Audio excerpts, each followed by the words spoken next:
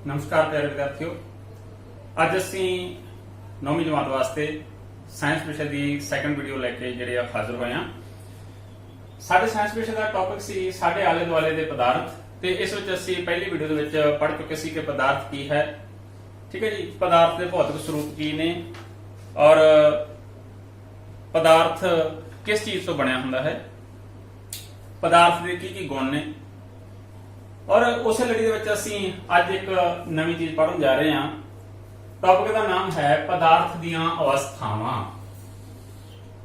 English वाले इसनूं पढ़दे हैं स्टेट्स ऑफ मैटर। पदार्थ दीयां अवस्थावां, स्टेट्स ऑफ मैटर। सारे जने जानते हैं कि असी आले दुआले बहुत सारी चीजां देखते हैं, जिस तरह यह है और एक बीकर दे विच कुछ पाया होया मेरा ते तुहाडे आले दुआले जिस चीज का तुसीं साह लैंदे हो वो भी कोई जिहड़ा पदार्थ है। उन्हां दे विचों जिहड़ियां तुसीं चीजां देखियां, जिस तरह ये देखिया ये ठोस है, ठीक है जी। और जो तुसीं तरल पदार्थ देखिया इसनूं असीं द्रव कहंदे आ। कोई पानी हो सकदा, दुध हो सकदा, चाह हो सकदी है। और जिस चीज का असीं साह लैंदे आ वो गैस है, ਉਹਦੇ ਵਿੱਚ ਆਕਸੀਜਨ ਗੈਸ ਹੋ ਸਕਦੀ ਹੈ ਤੇ ਜਿਹੜੀ ਅਸੀਂ ਸਾਹ ਦੇ ਵਿੱਚ ਬਾਹਰ ਕੱਢਦੇ ਹਾਂ ਉਹ ਸਾਡੀ ਕਾਰਬਨ ਡਾਈਆਕਸਾਈਡ ਗੈਸ ਹੁੰਦੀ ਹੈ। ਤਾਂ ਹੁਣ ਅੱਜ ਦੇ ਟੌਪਿਕ ਦੇ ਵਿੱਚ ਪਹਿਲਾ ਪੁਆਇੰਟ ਸਾਡਾ ਹੈ ਕਿ ਠੋਸ ਕੀ ਹੈ। ਅਸੀਂ ਤਿੰਨ ਗੱਲਾਂ ਸਿੱਖ ਲਈਆਂ ਕਿ ਪਦਾਰਥ ਮੁੱਖ ਤੌਰ ਤੇ ਤਿੰਨ ਹੀ ਰੂਪਾਂ ਦੇ ਵਿੱਚ ਮਿਲਦਾ ਹੈ, ਠੋਸ, द्रव ਜਾਂ ਗੈਸ ਦੇ ਰੂਪ ਵਿੱਚ। ਉਹਨਾਂ ਦੇ ਵਿੱਚੋਂ ਪਹਿਲਾ ਭਾਗ ਅਸੀਂ ਪੜ੍ਹਨ ਜਾ ਰਹੇ ਹਾਂ ਠੋਸ। ਸਾਨੂੰ ਕੀ ਪਤਾ ਲੱਗੇਗਾ ਕਿ ਕੋਈ ਵਸਤੂ ਠੋਸ ਹੈ ਜਾਂ ਉਹ द्रव है ਜਾਂ ਉਹ ਗੈਸ ਹੈ। ਤਾਂ ਉਹਨਾਂ ਦੇ ਕੁਝ ਗੁਣ ਨੇ। ਪਹਿਲੀ ਗੱਲ, ਪਹਿਲਾ ਪੁਆਇੰਟ, ਜਿਹੜਾ ਠੋਸ ਹੈ ਉਸ ਦਾ ਆਕਾਰ ਨਿਸ਼ਚਿਤ ਹੁੰਦਾ ਹੈ। ਆਕਾਰ ਨਿਸ਼ਚਿਤ ਦਾ ਭਾਵ ਕਿ ਜੇਕਰ ਮੈਂ ਇਸ ਨੂੰ ਬੋਰਡ ਤੇ ਰੱਖਾਂ ਤੇ ਇਸ ਦੀਆਂ ਮੈਂ ਚਾਰ ਸਿਰੇ ਲਾਈਨਾਂ ਲਗਾ ਦੇਵਾਂ ਤਾਂ ਤੁਸੀਂ ਦੇਖੋ ਇੱਕ ਬਾਕਸ ਬਣ ਗਿਆ। ਮਤਲਬ ਇਸ ਦੀਆਂ एक साइज है, कितना लंबा है, कितना चौड़ा, कितना उच्चा है। इस करके अस कहते हैं कि उसका आकार जिहड़ा है वो निश्चित हुंदा है। दूसरा उस दीयां सीमावां, सीमावां का मतलब किनारे कि कितना दूर तक है। जिस तरह मैं एक सीमावां बदल के दिखाईना तुहानूं इस दस दीयां, तां इस तो क्लीयर हुंदा। दूसरा पॉइंट ये दसदा कि उस दीयां सीमावां स्पष्ट होण, पता लगे कि वो कित्थों तक है। तीसरा उसका आयतन जिहड़ा है वो स्थिर होना चाहिए। आयतन का भाव कि उसकी समर्था जिहड़ी है वो स्थिर होनी चाहिए है, वो बदनी या घटनी नहीं चाहिए। जिन्ना ये इत्थे है इन्ना ही किसी होर जगह के उपर रख दी तो उत्थे भी उन्ना ही होएगा। उसका जिहड़ा थां घेरन की समर्था है उन्नी ही हुंदी है। ठीक है जी। तीसरी गल कि इन्हां दे कणां विच गति लगभग ना मात्र हुंदी है। कणां विच गति क्यों नहीं हुंदी? कण गति किदों करते हैं? ਜਦੋਂ उस पदार्थ के कणां के विचकार खाली थां होएगी। आपां कोई इस तरह की चीज बना लेने आ, तुसीं ये चीज देख रहे हो, ਇਹਦੇ ਵਿਚਕਾਰ बहुत सारी खाली थां है। ये खाली थां है, ये खाली थां, ये खाली थां, ये खाली थां। तो ਜਦੋਂ भी ਅਸੀਂ ਚਾਹੀਏ ਤਾਂ ਇਹਨਾਂ ਨੂੰ ਅਸੀਂ ਨਪੀੜ ਸਕਦੇ ਹਾਂ। ਤੁਹਾਨੂੰ ਮੈਂ ਇੱਕ ਐਗਜ਼ਾਮਪਲ ਦਿੰਨਾ। मान लो ये मेरे को कोई विरला पदार्थ है जिसका पहला कण, दूसरा, तीसरा, चौथा, पंजवां, छेवां, सतवां, अठवां, इस तरह 8 कण ने। क्योंकि इन्हां दे विचाले बहुत सारी खाली थां है तो मैं इसनूं नपीड़ सकदा। पर जदों ही ये एक दूजे नाल पूरी तरह जुड़ गए तो इसनूं अगे मैं पूरा जोर भी लगावां तो इस तो ज्यादा इसनूं नपीड़ नहीं सकदा। भाव कि इस दे जिहड़े कण ने उन्हां कणां दे विचकार खाली थां नहीं है। ठोस पदार्थ के विचकार किते भी खाली थां नहीं हुंदी, जिस कारण उसनूं नपीड़िया नहीं जा सकता। ये मेरे को एक सिरिंज है। सिरिंज दे विच मैं मिट्टी भरी हुई है और इसनूं अगे तो बंद किया होया है। तो मैं इसनूं पूरा जोर लगावांगा फिर भी इसनूं नपीड़ नहीं सकता। जिथे है उत्थे ही रहेगी। इसनूं सिरिंज नूं असीं नीचे नूं दबा नहीं सकते। तो इस तो पता लगता है कि इन्हां दा जिहड़ा नपीड़न है वो ना मात्र है या कह लो कि नहीं हुंदा। कुछ चीज़ां हैगियां ने, आपां उदाहरण लैंदे आ कि जिस तरह लकड़ी है, लकड़ी का नपेड़न लगभग 0 है, ਅਸੀਂ ਇਹਨੂੰ ਦਬਾ ਨਹੀਂ ਸਕਦੇ। दूसरे नंबर ਤੇ ਸਪੰਜ। ਸਪੰਜ ਮੇਰੇ ਕੋਲ ਇਹ ਹੈਗੀ ਆ, ਇਸ ਨੂੰ ਮੈਂ ਦਬਾ ਪਾਵਾਂ ਤਾਂ ਪ੍ਰੈਸ ਕਰ ਸਕਦਾ। ਦੇਖੋ ਬਿਲਕੁਲ ਇਸ ਦਾ ਰੂਪ ਛੋਟਾ ਕਰ ਦੇਵਾਂਗਾ, ਪਰ ਜਿਉਂ ਹੀ ਇਸ ਨੂੰ ਮੈਂ ਦਬਾਅ ਤੋਂ ਮੁਕਤ ਕਰਾਂਗਾ ਇਹ ਵਾਪਸ ਆਪਣੇ ਰੂਪ ਦੇ ਵਿੱਚ ਆ ਜਾਏਗੀ। ਤਾਂ ਇਸ ਤੋਂ ਗੱਲ ਕਲੀਅਰ ਹੁੰਦੀ ਹੈ ਕਿ ਜਿਹੜੇ ਠੋਸ ਨੇ ਉਹਨਾਂ ਨੂੰ ਦਬਾਉਣਾ ਸੰਭਵ ਨਹੀਂ ਹੈ। ਪਰ ਅਸੀਂ ਇੱਥੇ ਤੁਹਾਡੇ ਵਾਸਤੇ ਪ੍ਰਸ਼ਨ ਨੋਟ ਕਰੋ ਸਾਰੇ ਜਣੇ। ਪ੍ਰਸ਼ਨ ਹੈ ਕਿ ਸਪੰਜ ਜਿਹੜੀ ਹੈ ਇਸ ਨੂੰ ਕਿਉਂ ਦਬਾਇਆ ਜਾ ਸਕਦਾ ਹੈ? ਸਪੰਜ ਨੂੰ ਅਸੀਂ ਕਿਉਂ ਦਬਾ ਸਕਦੇ ਹਾਂ? ਇਹ ਪੁਆਇੰਟ ਤੁਸੀਂ ਨੋਟ ਕਰ ਲਓ ਤੇ ਇਸ ਦਾ ਕੁਐਸਚਨ ਦਾ ਆਨਸਰ ਜਿਹੜਾ ਹੈ ਉਹ ਮੈਨੂੰ ਨੀਚੇ ਕਮੈਂਟ ਦੇ ਵਿੱਚ ਦੱਸਣਾ ਹੈ। ਉਸ ਤੋਂ ਬਾਅਦ ਅਗਲੀ ਚੀਜ਼ ਜਿਹੜੀ ਠੋਸ ਪਦਾਰਥ ਬਾਰੇ ਤੁਸੀਂ 3 ਪੁਆਇੰਟ ਪੜ੍ਹ ਲਏ ਕਿ ਉਹਨਾਂ ਦਾ ਆਕਾਰ ਨਿਸ਼ਚਿਤ ਹੁੰਦਾ ਹੈ, ਸੀਮਾਵਾਂ ਸਪਸ਼ਟ ਹੁੰਦੀਆਂ ਹਨ, ਆਇਤਨ ਸਥਿਰ ਹੁੰਦਾ ਹੈ, ਮਤਲਬ ਉਸ ਦੇ ਆਕਾਰ ਨੂੰ ਘਟਾਇਆ ਜਾਂ ਵਧਾਇਆ ਨਹੀਂ ਜਾ ਸਕਦਾ, ਜਿੰਨਾ ਹੈ ਉਨਾ ਹੀ ਰਹਿੰਦਾ ਹੈ। ਤੇ ਜੇ ਉਹਨੂੰ ਘਟਾਉਂਦੇ ਆ ਐਕਸਟਰਾ ਬਲ ਲਾ ਕੇ ਤਾਂ ਵਾਪਸ ਆਪਣੇ ਰੂਪ ਦੇ ਵਿੱਚ ਬਲ ਫਟਣ ਤੋਂ ਬਾਅਦ ਆ ਜਾਂਦਾ ਹੈ। ਤੀਸਰਾ ਇਸ ਤੇ ਕਣਾਂ ਵਿੱਚ ਗਤੀ ਜਿਹੜੀ ਹੈ ਉਹ ਕਿੰਨੀ ਹੁੰਦੀ ਹੈ? ਕਣਾਂ ਦੇ ਵਿੱਚ ਗਤੀ ਜਿਹੜੀ ਆ ਉਹ ਨਾ ਮਾਤਰ ਹੁੰਦੀ ਹੈ, ਬਿਲਕੁਲ ਵੀ ਨਹੀਂ ਹੁੰਦੀ। ਇਸ ਨੂੰ ਅਸੀਂ ਦਬਾ ਨਹੀਂ ਸਕਦੇ ਜਿਹੜੇ ਪਦਾਰਥ ਦੀ ਗੱਲ ਕਰਦੇ ਹਾਂ। ਪਦਾਰਥ ਕਿਹੜਾ ਹੈ? ਉਹ ਠੋਸ। ਤੀਸਰਾ ਹੈ ਪ੍ਰਸਰਣ। ਪ੍ਰਸਰਣ ਤੋਂ ਭਾਵ ਹੈ ਫੈਲਣਾ। ਫੈਲਣ ਦਾ ਭਾਵ ਜਿਸ ਤਰ੍ਹਾਂ ਮੈਂ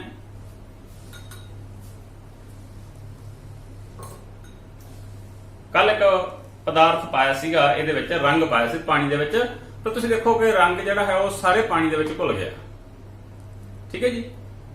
ਤਾਂ ਇਹਦਾ ਮਤਲਬ ਪਾਣੀ ਦੇ ਵਿੱਚ ਰੰਗ ਦਾ ਪ੍ਰਸਰਣ ਹੋਇਆ, ਰੰਗ ਸਾਰੇ ਪਾਣੀ ਦੇ ਵਿੱਚ ਫੈਲ ਗਿਆ। ਲੇਕਿਨ ਮੈਂ ਕੀ ਕੀਤਾ, ਆ ਇੱਕ ਠੋਸ ਮੇਰੇ ਕੋਲ ਚਮਚ ਹੈ, ਦੂਸਰਾ ਠੋਸ ਮੇਰੇ ਕੋਲੇ ਡਸਟਰ ਹੈ। ਮੈਂ ਡਸਟਰ ਤੇ ਚਮਚ ਨੂੰ ਇਕੱਠਾ ਰੱਖਤਾ, ਦੱਬਿਆ ਵੀ ਬਹੁਤ ਸਾਰਾ ਇਹਨਾਂ ਨੂੰ ਵੀ ਮਿਲ ਜਾ ਇੱਕ ਦੂਜੇ ਦੇ ਵਿੱਚ ਮਿਲ ਜਾ, ਪਰ ਇਹ ਨਹੀਂ ਮਿਲਿਆ। ਇਹਦਾ ਮਤਲਬ ਇਹਨਾਂ ਦਾ ਪ੍ਰਸਰਣ ਜਿਹੜਾ ਹੈ ਉਹ ਠੋਸ ਦਾ ਠੋਸ ਦੇ ਨਾਲ ਪ੍ਰਸਰਣ ਜਲਦੀ ਨਹੀਂ ਹੁੰਦਾ।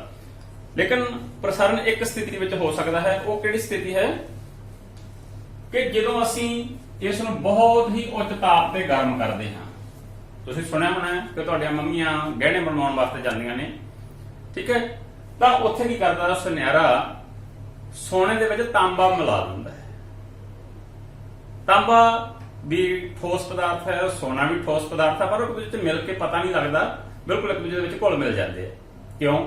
ਕਿਉਂਕਿ ਸੁਨਿਆਰਾ ਦੋਨਾਂ ਧਾਤਾਂ ਨੂੰ ਉੱਚ ਤਾਪ ਤੇ, ਦੋਨਾਂ ਠੋਸਾਂ ਨੂੰ ਉੱਚ ਤਾਪ ਤੇ ਗਰਮ ਕਰਦਾ ਹੈ ਤੇ ਗਰਮ ਕਰਨ ਤੋਂ ਬਾਅਦ ਉਹ ਇੱਕ ਦੂਜੇ ਵਿੱਚ ਮਿਲ ਜਾਂਦੇ ਆ। ਤਾਂ ਠੋਸਾਂ ਦਾ ਪ੍ਰਸਰਣ ਥੋੜੀ ਮਾਤਰਾ ਵਿੱਚ ਸੰਭਵ ਹੈ ਔਰ ਇਹ ਉੱਚ ਤਾਪਮਾਨ ਤੇ ਹੀ ਹੋ ਸਕਦਾ ਹੈ। ਠੀਕ ਹੈ। ਪ੍ਰਸਾਰਣ ਨੂੰ ਅਸੀਂ ਅੰਗਰੇਜ਼ੀ ਦੇ ਵਿੱਚ ਡਿਫਿਊਜ਼ਨ ਕਹਿੰਦੇ ਆ। ਅੱਛਾ ਜੀ, ਉਸ ਤੋਂ ਬਾਅਦ ਪ੍ਰਸਾਰਣ ਦੀ ਵਰਤੋਂ ਠੋਸਾਂ ਦੇ ਵਿੱਚ ਹੋਰ ਕਿੱਥੇ ਕੀਤੀ ਜਾਂਦੀ ਹੈ? ਮਿਸ਼ਰਤ ਧਾਤਾਂ ਬਣਾਉਣ ਵਾਸਤੇ। ਜਿਹੜਾ ਸੋਨੇ ਦੇ ਵਿੱਚ ਤਾਂਬਾ ਮਿਲਾ ਦਿੱਤਾ ਉਹ ਵੀ ਇੱਕ ਮਿਸ਼ਰਤ ਧਾਤ ਹੋ ਗਈ ਹੈ। ਤੁਹਾਡੇ ਘਰਾਂ ਦੇ ਵਿੱਚ ਬਿਜਲੀ ਨਾਲ ਚੱਲਣ ਵਾਲੇ ਹੀਟਰ ਹੁੰਦੇ ਆ, ਉਹਨਾਂ ਦੇ ਜਿਹੜਾ ਸਪਰਿੰਗ ਲੱਗਿਆ ਹੁੰਦਾ ਹੈ ਉਹ ਵੀ ਧਾਤਾਂ ਤੋਂ ਮਿਲਾ ਕੇ ਬਣਿਆ ਹੁੰਦਾ ਹੈ। ਅਸੀਂ ਉਹਨਾਂ ਨੂੰ ਅਲੋਏ ਬੋਲਦੇ ਹਾਂ।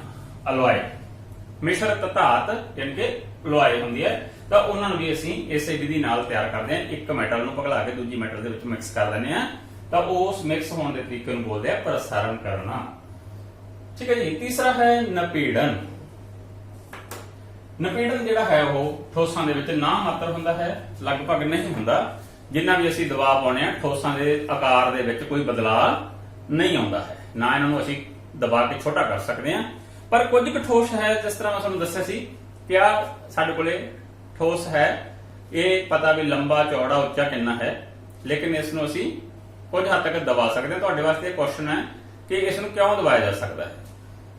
ਪੁਆਇੰਟ ਇਸ ਡੱਬੇ ਦੇ ਵਿੱਚੋਂ ਨੋਟ ਕਰ ਲਿਓ ਕਿ ਜੇਕਰ ਮੈਂ ਵਿਚਾਲਿਓਂ ਕੁਝ ਸਰਕਲ ਮਿਟੇ ਦੇਵਾਂ ਤਾਂ ਇਹਦਾ ਪਤਾ ਲੱਗਦਾ ਕਿ ਇਹਨਾਂ ਦੇ ਵਿੱਚ ਖਾਲੀ ਥਾਂ ਹੋ ਗਈ ਹੈ। ਤਾਂ ਇਸ ਸਪੰਜ ਦੇ ਵਿੱਚ ਵੀ ਇਹੀ ਗੱਲ ਹੈ ਕਿ ਇਸ ਦੇ ਕਣਾਂ ਦੇ ਵਿਚਕਾਰ ਬਹੁਤ ਸਾਰੀ ਖਾਲੀ ਥਾਂ ਹੁੰਦੀ ਹੈ, ਜਿਸ ਕਰਕੇ ਇਸ ਨੂੰ ਅਸੀਂ ਦਬਾ ਸਕਦੇ ਹਾਂ। ਠੀਕ ਹੈ ਜੀ। ਹੁਣ ਇਸ ਤੋਂ ਅਗਲਾ ਭਾਗ ਦੂਸਰਾ ਹੈ द्रव। पदार्थ की दूसरी अवस्था है द्रव। द्रव की हुंदे ने? द्रव ਉਹ ਪਦਾਰਥ ਹੁੰਦੇ ਨੇ ਜਿਹਨੂੰ ਅਸੀਂ ਅੰਗਰੇਜ਼ੀ ਦੇ ਵਿੱਚ ਲਿਕੁਇਡ ਆਖਦੇ ਹਾਂ। ਉਹ ਪਦਾਰਥ ਜਿਨ੍ਹਾਂ ਦਾ ਆਕਾਰ ਨਿਸ਼ਚਿਤ ਨਹੀਂ ਹੁੰਦਾ। ਮੇਰੇ ਕੋਲ ਕੁਝ ਦਰਵ ਪਦਾਰਥ ਨੇ, ਇਹ ਬੀਕਰ ਦੇ ਵਿੱਚ ਪਾਇਆ ਹੋਇਆ ਔਰ ਇਸ ਨੂੰ ਮੈਂ ਟੈਸਟ ਟਿਊਬ ਦੇ ਵਿੱਚ ਪਾ ਦਿੱਤਾ ਤਾਂ ਇਹ ਟੈਸਟ ਟਿਊਬ ਵਰਗਾ ਹੋ ਗਿਆ। ਹੁਣ ਇਹ ਪਾਣੀ ਜਿਹੜਾ ਹੈ ਟੈਸਟ ਟਿਊਬ ਵਰਗਾ ਸੀ ਤੇ ਇਧਰ ਪਹਿਲਾਂ ਸੀਗਾ ਇਹ ਬੀਕਰ ਵਰਗਾ, ਇਹਨੂੰ ਵਾਪਸ ਬੀਕਰ 'ਚ ਪਾ ਦਿੱਤਾ ਤਾਂ ਇਹ ਬੀਕਰ ਵਰਗਾ ਹੋ ਗਿਆ। ਇਹਦਾ ਮਤਲਬ ਇਹਨਾਂ ਦਾ ਆਕਾਰ ਜਿਹੜਾ ਹੈ ਉਹ ਨਿਸ਼ਚਿਤ ਨਹੀਂ ਹੁੰਦਾ। ਉਸ ਤੋਂ ਬਾਅਦ ਇਹਦੀਆਂ ਸੀਮਾਵਾਂ ਵੀ ਸਪਸ਼ਟ ਨਹੀਂ ਹੁੰਦੀਆਂ। ਪਾਣੀ ਹੈ, ਦੇਖੋ ਇਹਨੂੰ ਮੈਂ ਹੱਥ ਨਾਲ ਚੁੱਕਿਆ, ਡ੍ਰੌਪ ਬਣ ਰਿਹਾ, ਕਦੇ ਗੋਲ ਹੋ ਰਿਹਾ, ਕਿਤੇ ਲੰਬਾ ਹੋ ਰਿਹਾ, ਕਿਤੇ ਫੈਲ ਰਿਹਾ। ਇਹਦਾ ਕੋਈ ਸਿਰਾ ਜਾਂ ਕਿਨਾਰਾ ਜਿਹੜਾ ਹੈ ਉਹ ਸਾਨੂੰ ਆਸਾਨੀ ਨਾਲ ਸਪਸ਼ਟ ਪਤਾ ਨਹੀਂ ਲੱਗਦਾ, ਜਿਸ ਕਰਕੇ ਅਸੀਂ ਕਹਿੰਦੇ ਹਾਂ ਕਿ ਇਹਦੀਆਂ ਸੀਮਾਵਾਂ ਸਪਸ਼ਟ ਨਹੀਂ ਹੁੰਦੀਆਂ।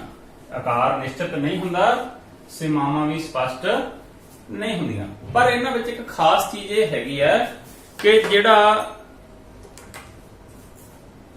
ਇਹਦਾ ਆਇਤਨ ਹੈ ਉਹ ਇੱਕੋ ਜਿਹਾ ਹੀ ਰਹਿੰਦਾ ਹੈ, ਸਮਾਨ ਰਹਿੰਦਾ। ਇੱਕ ਬੀਕਰ ਤੋਂ ਮੈਂ ਦੂਸਰੇ ਬੀਕਰ ਵਿੱਚ ਪਾ ਲਿਆ ਤਾਂ ਉਹ ਬੀਕਰ ਓਨਾ ਹੀ ਭਰਿਆ ਹੋ ਗਿਆ। ਇਹਨੂੰ ਵਾਪਸ ਇਹਦੇ ਚ ਪਾ ਲਿਆ,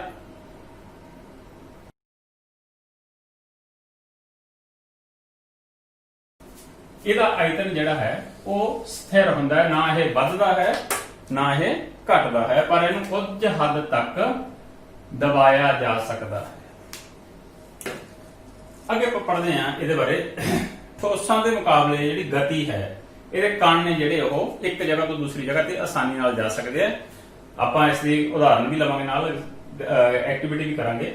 ਕਣਾਂ ਵਿੱਚ ਗਤੀ ਜਿਹੜੀ ਹੈ ਉਹ ਠੋਸਾਂ ਦੇ ਮੁਕਾਬਲੇ ਵਧੇਰੇ ਹੁੰਦੀ ਹੈ। ਕਾਰਨ ਕੀ ਹੈ ਕਿ ਜਿਹੜੇ ਠੋਸ ਦੇ ਕਣ ਨੇ ਉਹ ਬਿਲਕੁਲ ਇੱਕ ਦੂਸਰੇ ਨਾਲ ਜੁੜੇ ਹੁੰਦੇ ਆ। ਜਿਸ ਤਰ੍ਹਾਂ ਤੁਹਾਨੂੰ ਮੈਂ ਦੱਸਿਆ ਸੀ ਕਿ ਜੇ ਅਸੀਂ ਇਸ ਨੂੰ ਇਸ ਤਰ੍ਹਾਂ ਦਬਾ ਲਈਏ ਹੁਣ ਇਹ ਠੋਸ ਬਣ ਗਿਆ, ਕਿਉਂਕਿ ਇਹਦੇ ਕਣਾਂ ਦੇ ਵਿਚਕਾਰ ਕਿਤੇ ਵੀ ਖਾਲੀ ਥਾਂ ਨਹੀਂ ਰਹੀ। ਠੀਕ ਹੈ, ਜਦੋਂ ਇਸ ਤਰ੍ਹਾਂ ਦੇ ਫੈਲਾਅ 'ਚ ਹੋਏਗਾ ਤਾਂ ਇਹਦਾ ਮਤਲਬ ਇਹ ਦ੍ਰਵ ਰੂਪ ਦੇ ਵਿੱਚ ਹੈਗਾ। ਜੇ ਇਸ ਤੋਂ ਵੀ ਜ਼ਿਆਦਾ ਸਪੇਸ ਹੋ ਜਾਏਗੀ ਤਾਂ ਇਹ ਗੈਸ ਰੂਪ ਦੇ ਵਿੱਚ ਆ ਜਾਏਗੀ। ਤਾਂ ਇਹਨਾਂ ਦੇ ਵਿੱਚ ਜਿਹੜੀ ਖਾਲੀ ਥਾਂ ਪਈ ਹੈ ਇਸ ਦੇ ਕਣਾਂ ਨੂੰ ਘੁੰਮਣ ਵਾਸਤੇ,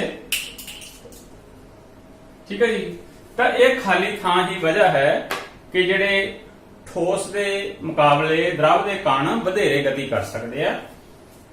ਉਸ ਤੋਂ ਬਾਅਦ ਪ੍ਰਸਰਣ। ਪ੍ਰਸਾਰਣ ਦਾ ਮਤਲਬ ਹੁੰਦਾ ਫੈਲਣਾ। ਪ੍ਰਸਾਰਣ ਦਾ ਮਤਲਬ ਹੁੰਦਾ ਫੈਲਣਾ।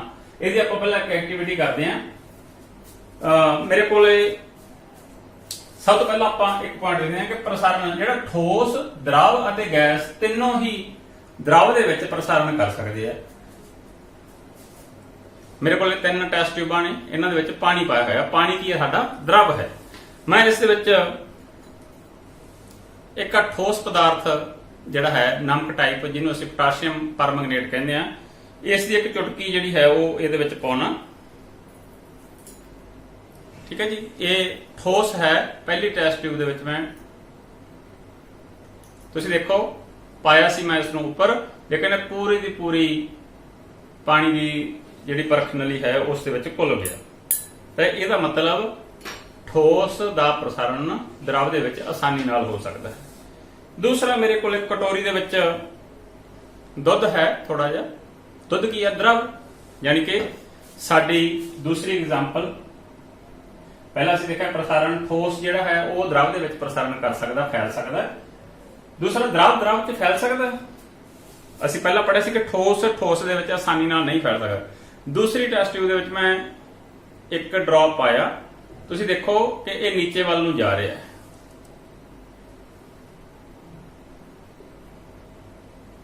ਦੇਖੋ ਤੁਸੀਂ, ਇਹਦਾ ਮਤਲਬ ਦ੍ਰਵ ਦੇ ਵਿੱਚ ਆਸਾਨੀ ਨਾਲ ਘੁਲ ਮਿਲ ਰਿਹਾ ਹੈ, ਇੱਕ ਥਾਂ ਤੋਂ ਦੂਸਰੀ ਥਾਂ ਤੇ ਗਤੀ ਕਰ ਰਿਹਾ ਹੈ।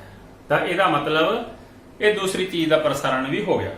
ਤੀਸਰਾ ਮੇਰੇ ਕੋਲ ਹੈ ਗੈਸ। ਤੀਸਰੀ ਹੈ ਗੈਸ, ਕਿ ਗੈਸ ਜਿਹੜੀ ਆ ਉਹ ਦ੍ਰਵ ਦੇ ਵਿੱਚ ਪ੍ਰਸਾਰਣ ਕਰਦੀ ਹੈ ਕਿ ਨਹੀਂ ਕਰਦੀ।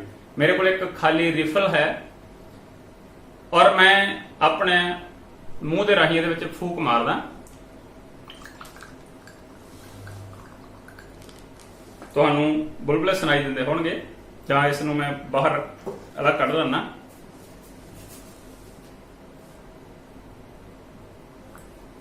ਤਾਂ ਤੁਸੀਂ ਦੇਖਿਆ ਕਿ ਜਿਹੜੀ ਗੈਸ ਹੈ ਉਹ ਵੀ ਇਹਦੇ ਵਿੱਚ ਆਸਾਨੀ ਨਾਲ ਗਤੀ ਕਰ ਸਕਦੀ ਹੈ। ਉਸ ਤੋਂ ਅੱਗੇ ਹੈਗਾ ਅਗਲਾ ਪੁਆਇੰਟ ਆਪਣੇ ਇਹ ਤਾਂ ਪੜ੍ਹ ਲਿਆ ਕਿ ਠੋਸ द्रव ਦੇ ਵਿੱਚ ਆਸਾਨੀ ਨਾਲ ਗਤੀ ਕਰ ਸਕਦਾ ਹੈ, द्रव ਦੇ ਵਿੱਚ ਆਸਾਨੀ ਨਾਲ ਫੈਲ ਸਕਦਾ ਹੈ, ਗੈਸ द्रव ਦੇ ਵਿੱਚ ਆਸਾਨੀ ਨਾਲ ਫੈਲ ਸਕਦੀ ਹੈ। ਇਹਦਾ ਮਤਲਬ द्रव ਦੇ ਵਿੱਚ ਤਿੰਨੇ ਸਟੇਟਾਂ ਦਾ, ਤਿੰਨੇ ਅਵਸਥਾਵਾਂ ਦਾ ਪ੍ਰਸਾਰਣ ਆਸਾਨੀ ਨਾਲ ਹੋ ਸਕਦਾ ਹੈ। ਠੀਕ ਹੈ ਜੀ। ਇਹ ਹੁੰਦਾ ਕਿਉਂ ਹੈ? ਕਿਉਂਕਿ ਇਹਨਾਂ ਦੇ ਕਣਾਂ ਦੇ ਵਿੱਚ ਜ਼ਿਆਦਾ ਖਾਲੀ ਥਾਂ ਹੁੰਦੀ ਹੈ, ਜਿਸ ਕਰਕੇ ਇੱਕ ਦੂਸਰੇ ਨੂੰ ਅੱਗੇ ਪਿੱਛੇ ਜਾਣ ਵਾਸਤੇ ਰਸਤਾ ਦੇ ਦਿੰਦੇ ਆ ਜਾਂ ਘੁਲ ਮਿਲਣ ਵਾਸਤੇ ਥਾਂ ਦੇ ਦਿੰਦੇ ਆ। ਲਾਸਟ ਪੁਆਇੰਟ ਹੈ ਆਪਣੇ ਕੋਲੇ द्रवां ਦੇ ਬਾਰੇ ਚ, ਨਿਪੀੜਨ। ਠੀਕ ਹੈ ਜੀ। ਨਿਪੀੜਨ ਕੀ ਹੁੰਦਾ? ਦਬਾਉਣਾ। ਤਾਂ ਕੀ द्रवां ਨੂੰ ਨਿਪੀੜਿਆ ਜਾ ਸਕਦਾ? ਇਹ ਲਾਲ ਰੰਗ ਦਾ ਪਾਣੀ ਭਰਿਆ ਹੋਇਆ ਇਹਦੇ ਵਿੱਚ, ਔਰ ਇਸ ਨੂੰ ਮੈਂ ਅੱਗੇ ਤੋਂ ਬੰਦ ਕੀਤਾ ਹੋਇਆ। ਇਸ ਨੂੰ ਮੈਂ ਨਿਪੀੜਦਾ, ਸੌਰੀ ਬੈਕ ਮਾਰ ਗਿਆ, ਸਿਰਿੰਜ ਥੋੜੀ ਲੀਕ ਹੈ, ਲੇਕਿਨ ਇਸ ਨੂੰ ਜਿਹੜਾ ਨਿਪੀੜਿਆ ਨਹੀਂ ਜਾ ਸਕਦਾ। ਪੂਰਾ ਪ੍ਰੈਸ਼ਰ ਨਾਲ ਮੈਂ ਦਬਾਉਣਾ, ਆਸਾਨੀ ਨਾਲ ਇਸ ਨੂੰ ਨਿਪੀੜਿਆ ਨਹੀਂ ਜਾ ਸਕਦਾ। ਲੇਕਿਨ ਇਹਦੇ ਵਿੱਚ ਖਾਸ ਪੁਆਇੰਟ ਲਿਖਿਆ ਕਿ द्रव ਜਿਹੜੇ ਹੈ ਉਹ ਠੋਸਾਂ ਦੇ ਮੁਕਾਬਲੇ ਥੋੜੀ ਹੱਦ ਤੱਕ ਨਿਪੀੜੇ ਜਾ ਸਕਦੇ।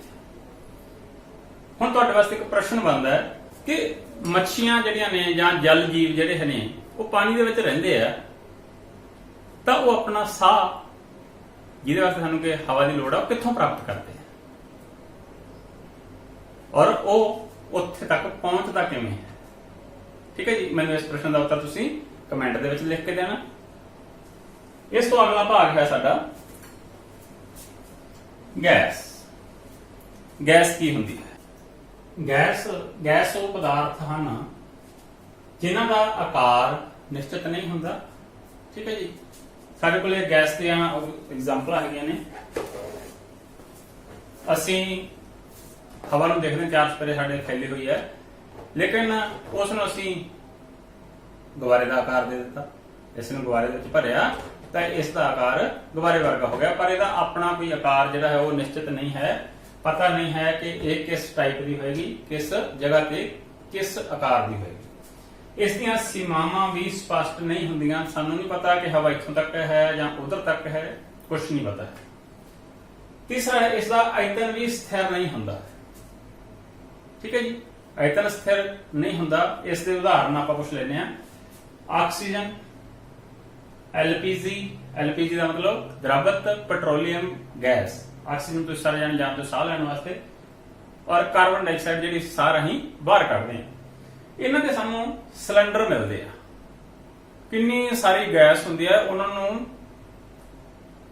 ਛੋਟੇ ਆਕਾਰ ਦੇ ਵਿੱਚ ਬਣਾ ਕੇ ਸਿਲੰਡਰਾਂ ਦੇ ਵਿੱਚ ਭਰ ਦਿੱਤਾ ਜਾਂਦਾ ਹੈ। ਇਹਦਾ ਮਤਲਬ ਉਹਦਾ ਆਕਾਰ ਵੀ ਨਿਸ਼ਚਿਤ ਨਹੀਂ ਹੈ, ਉਸ ਦਾ ਆਇਤਨ ਵੀ ਨਿਸ਼ਚਿਤ ਨਹੀਂ। ਪਹਿਲਾਂ ਉਹ ਗੈਸ ਇਹਨਾਂ ਥਾਂ ਤੇ ਫੈਲੀ ਹੋਈ ਨਹੀਂ ਹੈ, ਲੇਕਿਨ ਬਾਅਦ ਦੇ ਵਿੱਚ ਉਹਨਾਂ ਨੂੰ ਅਸੀਂ ਛੋਟੇ ਸਿਲੰਡਰਾਂ ਦੇ ਵਿੱਚ ਭਰ ਦਿੱਤਾ, ਤਾਂ ਇਸ ਤੋਂ ਪਤਾ ਲੱਗਾ ਕਿ ਉਹਨਾਂ ਦਾ ਆਕਾਰ ਨਿਸ਼ਚਿਤ ਨਹੀਂ ਹੁੰਦਾ। ਠੀਕ ਹੈ ਜੀ। ਤਿੰਨ ਗੱਲਾਂ ਹੋ ਗਈਆਂ। ਆਕਾਰ ਨਿਸ਼ਚਿਤ ਨਹੀਂ ਹੈ, ਸੀਮਾਵਾਂ ਵੀ ਸਪਸ਼ਟ ਨਹੀਂ ਹੈ, ਤੇ ਉਹਨਾਂ ਦਾ ਆਇਤਨ ਵੀ ਨਿਸ਼ਚਿਤ ਨਹੀਂ ਹੈ। ਤੀਸਰਾ ਆ ਗਿਆ, ਉਹਦੇ ਕਣਾਂ ਦੀ ਗਤੀ ਕਿਹੋ ਜਿਹੀ ਹੁੰਦੀ ਹੈ। ਇਸ ਡੱਬੇ ਨੂੰ ਦੇਖੋ ਤੁਸੀਂ, ਇਹ ਇੱਕ ਗੈਸ ਪਦਾਰਥ ਹੈ ਕੋਈ, ਇਸ ਦੇ ਵਿੱਚ ਬਹੁਤ ਸਾਰੀ ਖਾਲੀ ਥਾਂ ਪਈ ਹੈ, द्रवां ਦੇ ਮੁਕਾਬਲੇ ਵੀ ਵਧੇਰੇ ਹੈ, ਔਰ ਇਸ ਦੇ ਕਣ ਜਿਹੜੇ ਆ ਉਹ ਕਿਸੇ ਵੀ ਬਰਤਨ ਵਿੱਚ ਜਿੱਥੇ ਆਪਾਂ ਪਾਉਨੇ ਆ ਉਸ ਵਿੱਚ ਆਜ਼ਾਦੀ ਨਾਲ ਘੁੰਮ ਸਕਦੇ ਆ, ਇਧਰ ਉਧਰ ਜਾ ਸਕਦੇ ਆ। ਠੀਕ ਹੈ ਜੀ। ਤਾਂ ਕਰਕੇ ਜਦੋਂ ਵੀ ਥੋੜੀ ਜਿਹੀ ਵੀ ਹਵਾ ਚੱਲਦੀ ਹੈ ਤਾਂ ਸਾਨੂੰ ਮਹਿਸੂਸ ਹੁੰਦੀ ਹੈ, ਕਿਉਂਕਿ ਉਹਦੇ ਕਣ ਆਸਾਨੀ ਨਾਲ ਇਧਰ ਉਧਰ ਮੂਵ ਕਰ ਸਕਦੇ ਆ।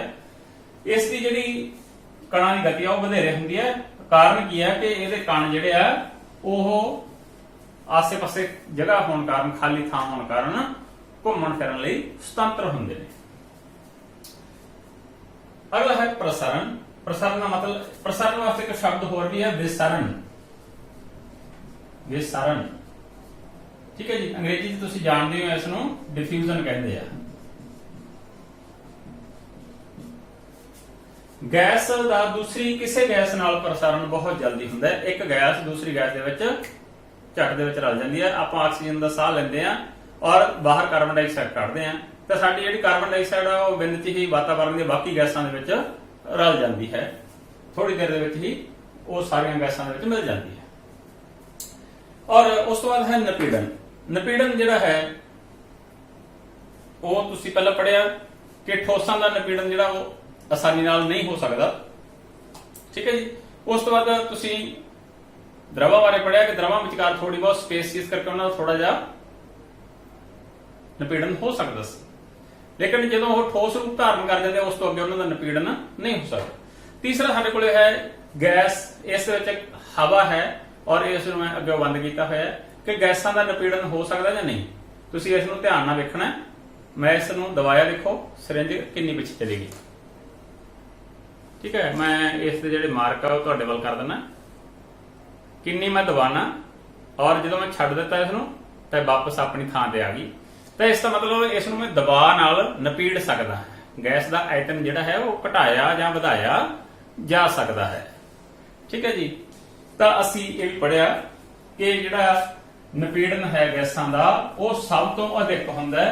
असीं तुहाडे सामने पहला ठोस वाली सिरिंज लेके असीं इस विच मिट्टी भरी हुई है, इस नूं असीं बिल्कुल दबा नहीं सकते।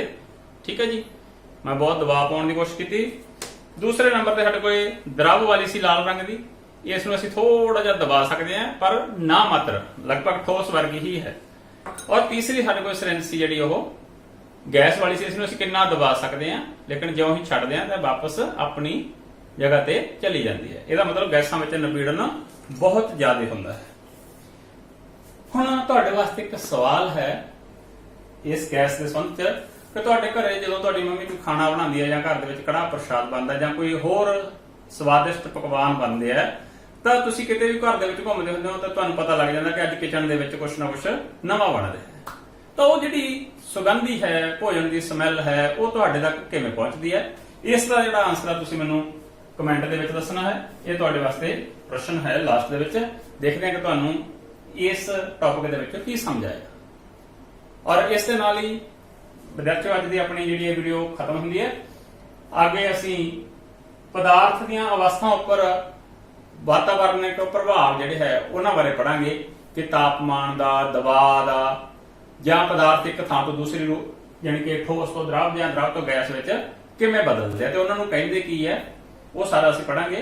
लेकिन प्यारे विद्यार्थियों, जेकर तुसीं अजे इस चैनल नूं सबसक्राइब नहीं कीता जां इस चैनल ते नवें आए हो ਤਾਂ ਸਬਸਕ੍ਰਾਈਬ ਦਾ ਬਟਨ ਜ਼ਰੂਰ ਦਬਾ ਲਓ ਤੇ ਨਾਲ ਹੀ ਇੱਕ ਬੈਲ ਆਈਕਨ ਆਏਗਾ, ਉਸ ਦਾ ਬਟਨ ਵੀ ਜ਼ਰੂਰ ਦਬਾ ਲੈਣਾ ਹੈ ਤਾਂ ਕਿ ਜਦੋਂ ਵੀ ਸਾਡੀ ਅਗਲੀ ਵੀਡੀਓ ਆਉਂਦੀ ਹੈ ਤਾਂ ਉਹਦਾ ਨੋਟੀਫਿਕੇਸ਼ਨ ਤੁਹਾਨੂੰ ਤੁਰੰਤ ਮਿਲ ਸਕੇ ਤੇ ਤੁਸੀਂ ਉਸ ਸਿਲੇਬਸ ਦੀ ਤਿਆਰੀ ਕਰ ਸਕੋ। ਇਸ ਨੂੰ ਵੱਧ ਤੋਂ ਵੱਧ ਆਪਣੇ ਸਾਥੀ ਮਿੱਤਰਾਂ ਨਾਲ ਸ਼ੇਅਰ ਕਰਨਾ ਹੈ ਤਾਂ ਕਿ ਉਹਨਾਂ ਦੀ ਜਿਹੜੀ ਦੁਹਰਾਈ ਹੈ, ਰਿਵੀਜ਼ਨ ਹੈ ਜਾਂ ਤਿਆਰੀ ਹੈ ਉਹ ਚੰਗੀ ਤਰ੍ਹਾਂ ਹੋ ਸਕੇ। ਧੰਨਵਾਦ।